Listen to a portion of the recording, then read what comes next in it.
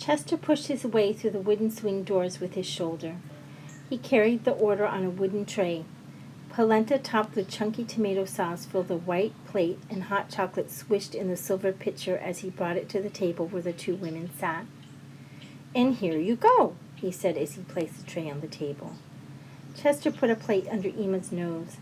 She craned her head to catch the aroma caught in the rising plume coming off the sauce. "Oh, that smells fantastic," she said. "This is going to be so good." Bat's fingers closed around the stem of her fork. She poked the prongs into the polenta.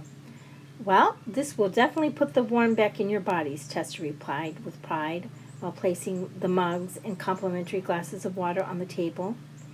Emma rubbed her hands together. "This place always had the best food. My husband just loved the whole menu." She picked up her fork from the cloth napkin. "Bon appetit," Chester said, and then stepped back to observe. Bat was the first to taste the polenta.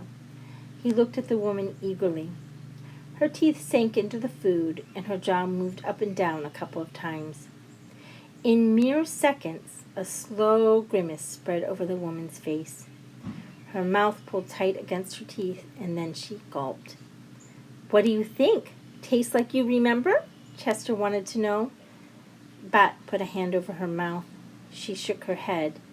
Emma, who had also taken a taste, reached for a glass of water. "Oh, this is not quite how I remember," she said, and downed some water. Immediately, though, she spit the liquid out. Droplets sprayed onto the tablecloth. "Yes, quite different," agreed Bat. Her face was pale. Chester looked from one woman to the other, aghast.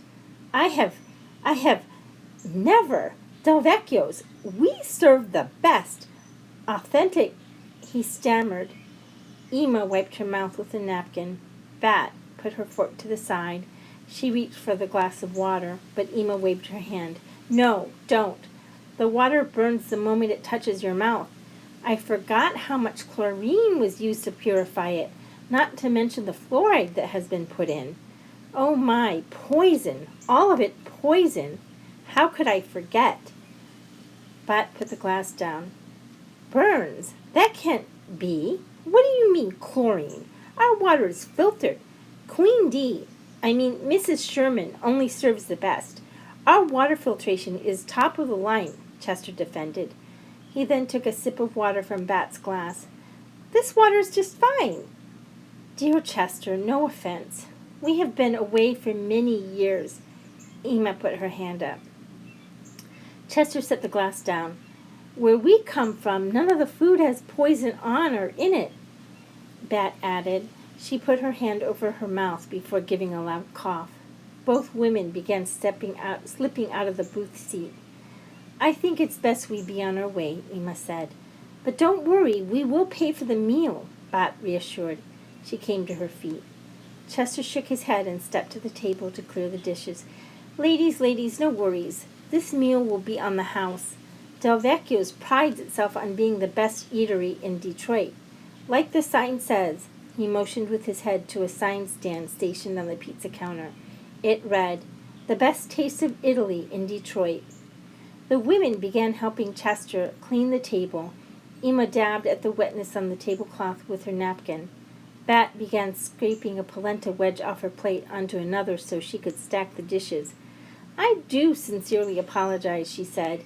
"Yes, oh, so very sorry. So much time has passed. We forgot how things are here," Bat added. A frown clouded Chester's dark face.